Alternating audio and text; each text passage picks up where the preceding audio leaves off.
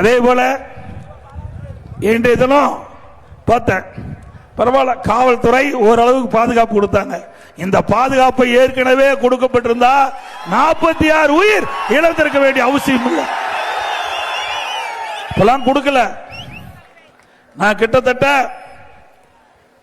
பல சட்டமன்ற தொகுதிக்கு சென்று விட்டு வந்திருக்கின்றேன்.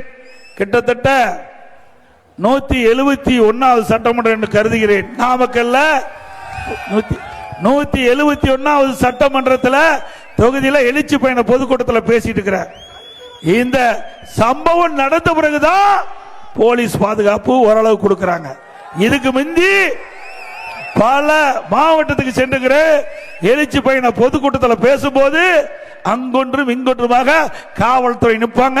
அது வேடிக்கை பார்ப்பாங்க. கூட்டத்துக்கு வேடிக்கை பார்க்க வந்திருப்பாங்க, பாதுகாப்புக்கு வரல.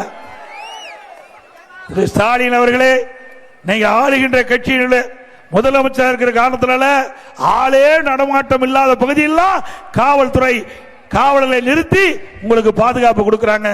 நீங்க ஆயிரக்கணக்கான பேர் உங்களுக்கு பாதுகாப்பு பணியில் ஈடுபடுறாங்க. நாங்க அதை வேண்டான்னு சொல்லல. அதே வேளையில் எதிர்க்கட்சிகள் நடத்துகின்ற கூட்டத்திற்கும் முழுமையான பாதுகாப்பு கொடுப்பது அரசின் கடமை. இங்க நாமக்கலுக்கு வந்தார், அங்கே கரூருக்கும் போனாங்க. அப்ப முறையான பாதுகாப்பு கொடுக்கப்பட்டிருந்தால் இந்த அசம்பாவத்தை தவிர்த்திருக்கலாம்.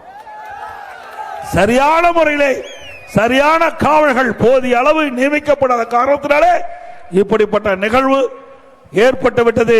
திரு ஸ்டாலின் அவர்களே, தமிழகத்தை தலைகுனிய விடமாட்டேன் என்று கர்ச்சிக்கிறீர்கள். தமிழகம் இந்தியாவிலே தலைகுனிந்து நிற்கின்ற காட்சியை நாம் பார்த்து கொண்டிருக்கின்றோம்.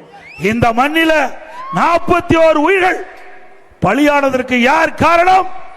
இந்த அரசாங்கமே சரியான முறையில் நடவடிக்கை எடுக்காத காரணத்தினாலே விலை மதிக்க முடியாத 41 உயிர்கள் இழந்திருக்கிறோம். அத்தனையும் எப்பொழுது பார்த்தாலும் தமிழர் தமிழர் என்று சொல்லிக் கொண்டிருக்கின்ற முதலமைச்சர் அவர்களே, தமிழ்நாட்டை சேர்ந்தவர் தான் 41 பேர் இறந்திருக்கிறார் என்பதை நீங்கள் எண்ணி பார்க்க வேண்டும். வாயளவில் சொன்னா போதாது, அதை காரியத்திலே காட்ட வேண்டும், உங்களுடைய செயலிலே காட்ட வேண்டும். ஆனால் அந்த எண்ணம் உங்களுக்கு இல்லை. எப்படியாவது ஒரு பிரச்சனை ஏற்படுத்த வேண்டும், அதை இந்த அரசு வேடிக்கை பார்க்க வேண்டும் என்ற எண்ணத்தின் அடிப்படையில் தான் எதிர்க்கட்சிகள் நடத்துகின்ற பொதுக்கூட்டத்தில் முழுமையான பாதுகாப்பு கொடுக்காத காரணத்தினால் எவ்வளவு பிரச்சனை ஏற்பட்டிருக்குது, இவ்வளவு பேர் பலியானதற்கு காரணம் விடியா திமுக முதலமைச்சர்